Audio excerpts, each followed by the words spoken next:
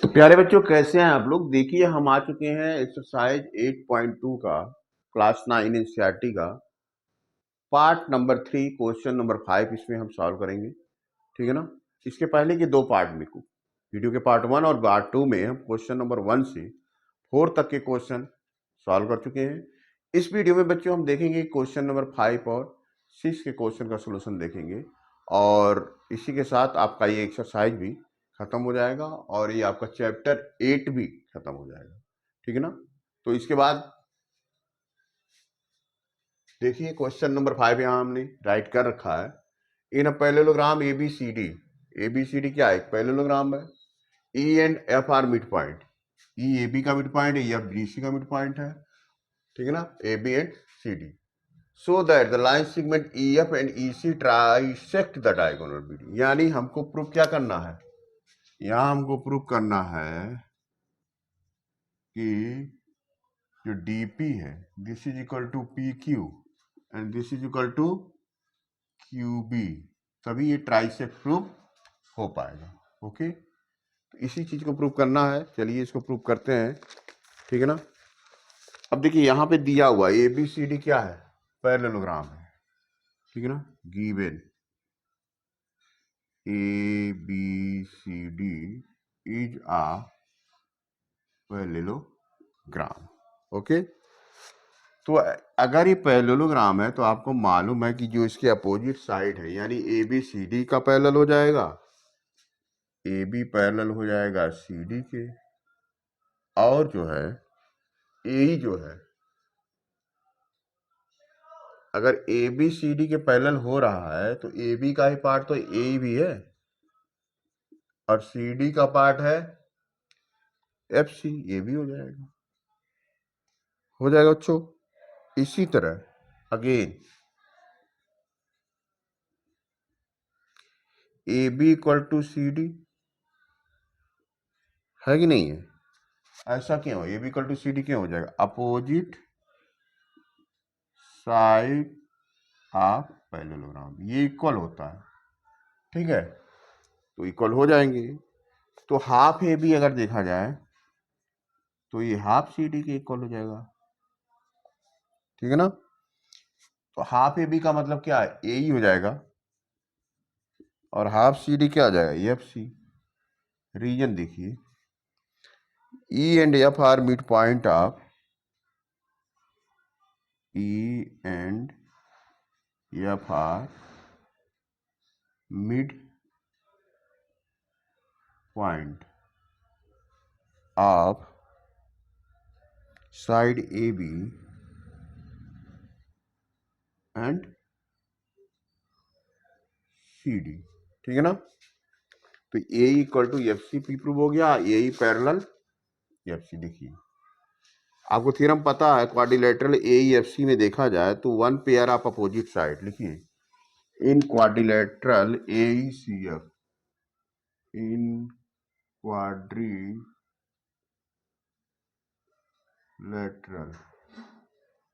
A C F, one pair of opposite side, one pair of opposite sides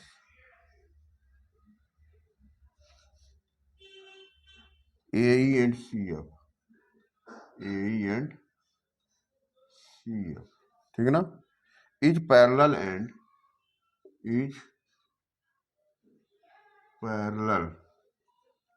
and equal to each other, therefore AECF is a parallelogram, therefore AECF is a parallelogram. ये तो prove हो गया कि AECF क्या एक parallelogram है। और अगर AECF पैरेललोग्राम है बच्चों, ठीक है ना, यानी AECF इसकी बात हो रही है, तो ये इसके जैसे पैरेलल इक्वल है, उसी तरह EC भी AF के पैरेलल और इक्वल हो जाएगा। यानी जो AF है ओ किसके पैरेलल हो जाएगा? ईसी के। ए एफ पैरेलल हो जाएगा ईसी के। इसकी बात हो रही है। तो जैसे ये इसके पैरेलल कल था, वैसे ये भी इसके ए एफ, ये ए एफ है और ये है ईसी, ठीक है ना। Opposite side of parallelogram. ये क्या क्यों ऐसा होगा? क्योंकि ये क्या है? Opposite sides of a parallelogram. Okay student, अब देखिए ट्रायंगल डी क्यू सी में आते हैं। In triangle D Q C, in triangle D Q C, D Q C, ये ट्रायंगल, ठीक है ना। तो यहाँ पे क्या है? F is the mid point, write करिए, F is the mid point of side DC and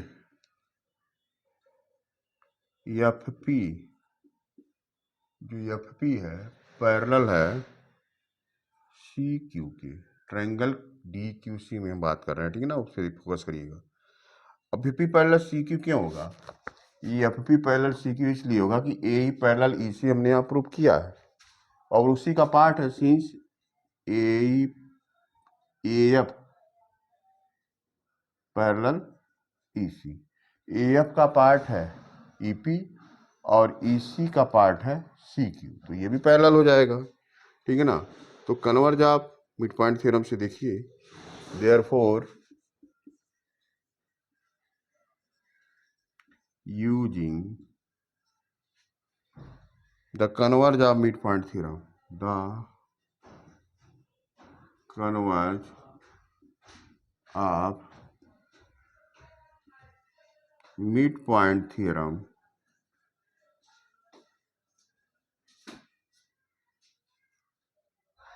it can be said that it can be said that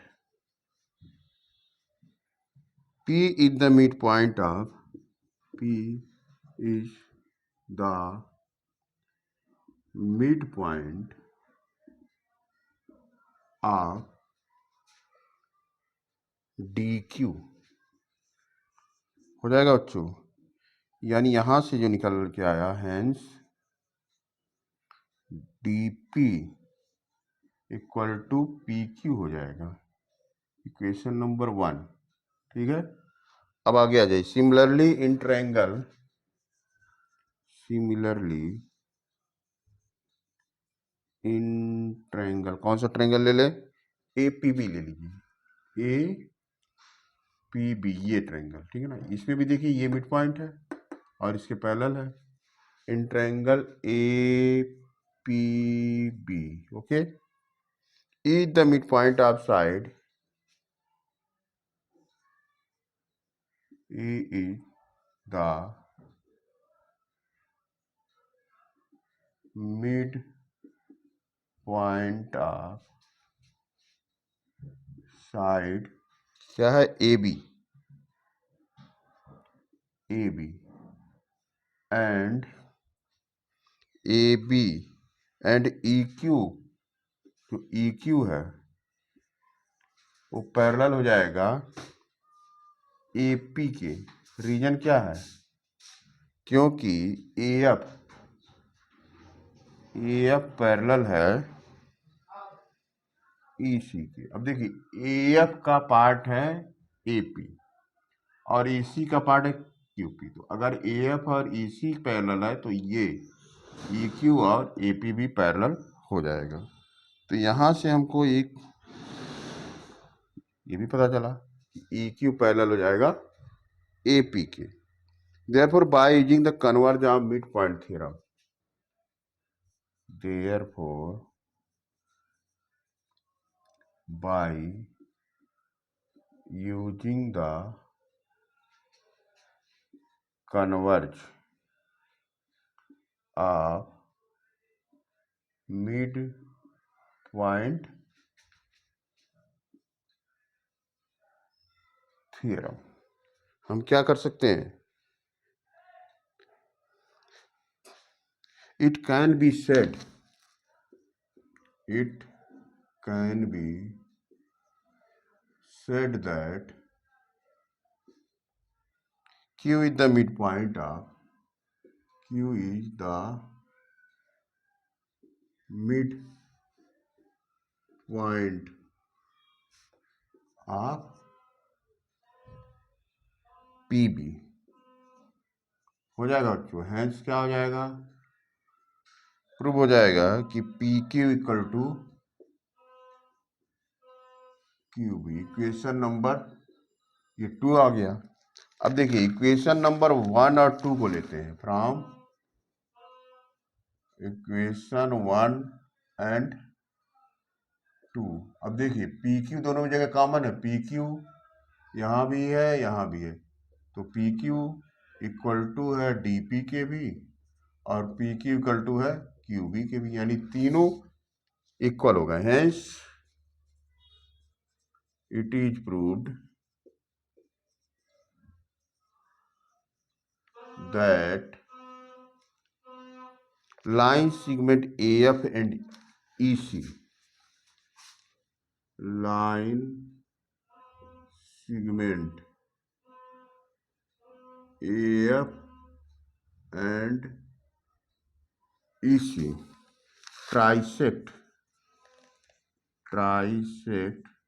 the diagonal BD। Okay बच्चों, इस तरह से देखिए क्वेश्चन नंबर 5 का solution हमने कर दिया। बच्चों देखिए हमारा प्रयास है कि हम आपको जहां तक हो आपकी अपनी भाषा में, सरल भाषा में सारे कॉन्सेप्ट समझा सकें।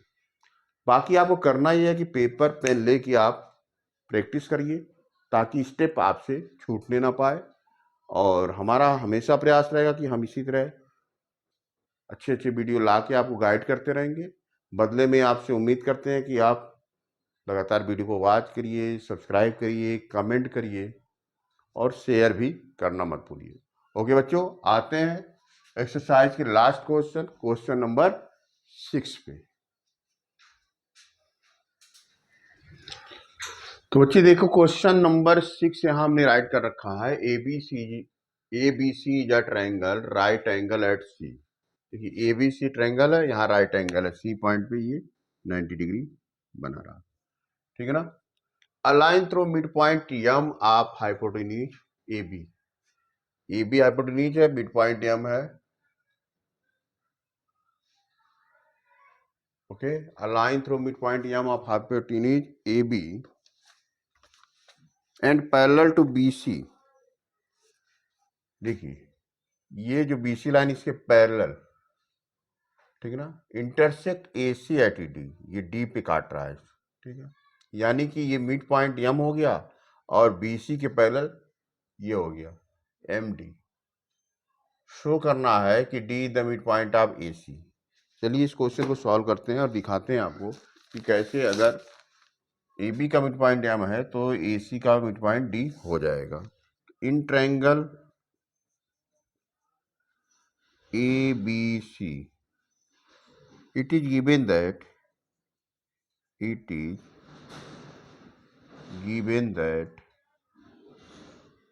M is the midpoint. M is the mid point, ठीक है ना, of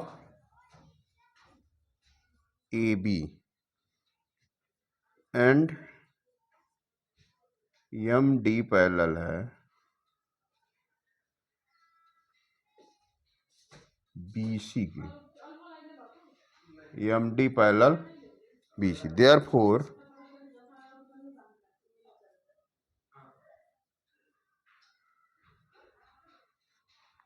D is the midpoint of EC. D is the midpoint of A C. ऐसा क्यों हुआ? Converse of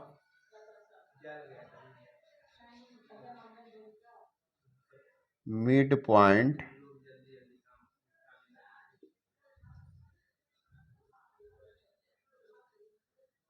theorem.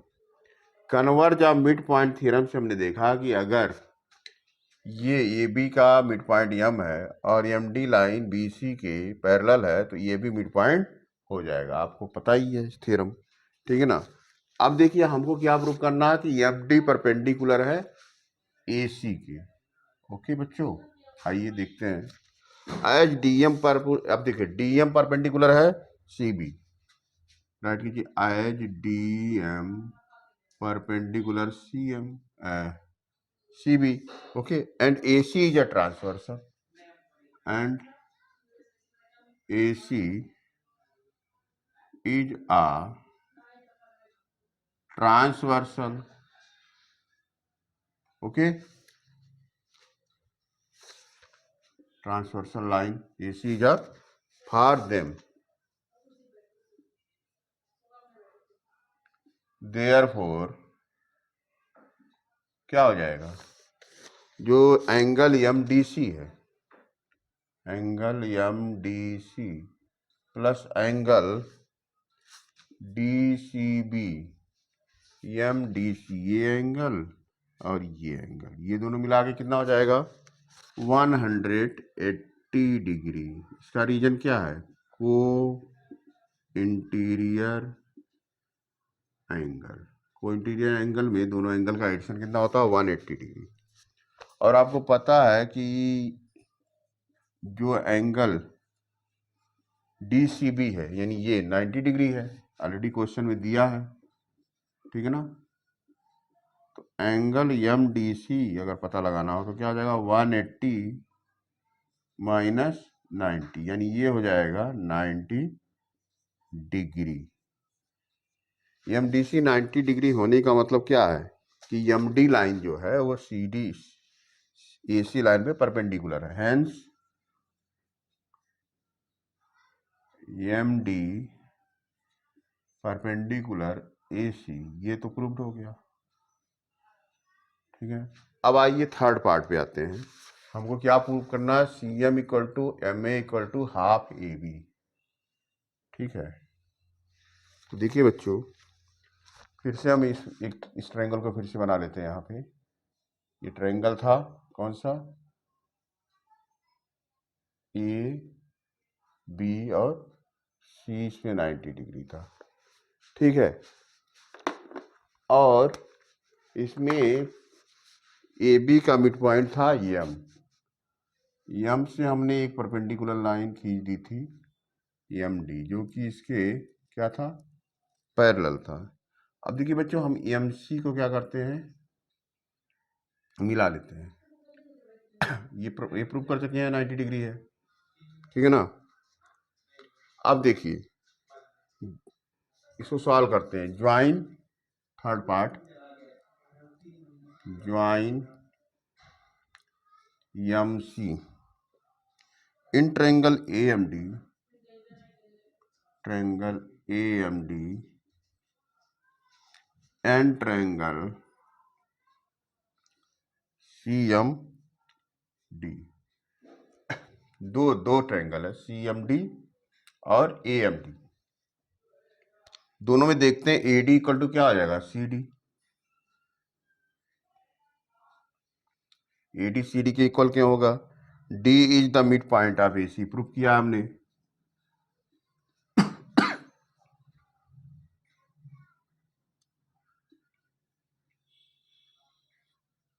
ठीक है बच्चों, आगे देखिए एंगल ADM, यानी ये एंगल इक्वल टू हो जाएगा एंगल CDM, क्योंकि दोनों क्या है? 90 डिग्री एंगल है। इसके अलावा DM, ये लाइन दोनों में कॉमन है, DM इक्वल टू DM, ये हो जाएगा कॉमन, ठीक है। इस तरह से जो ट्रायंगल AMD है, ट्रायंगल AMD कॉन्ग्रुएंट हो जाएगा ट्रायंगल CMD के। कैसे? देखिए, दो साइड और एक एंगल, यानी SAS by SAS congruence rule, ठीक है ना। तो इस तरह से ये हम प्रूव कर दिए। AM इक्वल टू क्या आ जाएगा? CM। Therefore AM equal to CM by CPCT, ठीक है ना। तो CPCT से हमने प्रूव कर दिया। और एक चीज और देखिए, AM जो होता है, however AM equal to हो जाएगा हाफ किसके? AM। हाँ, हाफ AB के हो जाएगा। रीजन क्या? M जो है मिड पॉइंट है। M is the mid point of AB। M is the mid point of AB, ये रीजन है। तो इस तरह से देखिए बच्चों, therefore it can be said, therefore it can be said. क्या हो गया? यहां से देखिए AM इक्वल टू CM हो गया, और AM इक्वल टू है हाफ AB के। तो ये देखिए CM equal to MA equal to half AB, वही चीज है। इसको ऐसे भी लिख सकते हैं, R CM, AM को MA लिख सकते हैं, हाफ AB लिख सकते हैं। ये आपका प्रूव्ड हो गया बच्चों। तो इस तरह बच्चों देखिए, क्वेश्चन नंबर 6 का सलूशन हमने आपके सामने कर दिया, और उम्मीद करते हैं कि ये जो एक्सरसाइज है 8.2, इसके सारे क्वेश्चन आपको अच्छे से समझ में आए होंगे। अब इसको आप पेपर पेन लीजिए, प्रैक्टिस करिए। उम्मीद है आप अच्छे से इस क्वेश्चन को समझ पाएंगे। और जल्द ही हम आते हैं आपके सामने एक नए वीडियो के साथ नेक्स्ट चैप्टर में। तब तक आप ये सारे क्वेश्चन सॉल्व करते रहिए। ओके बच्चों।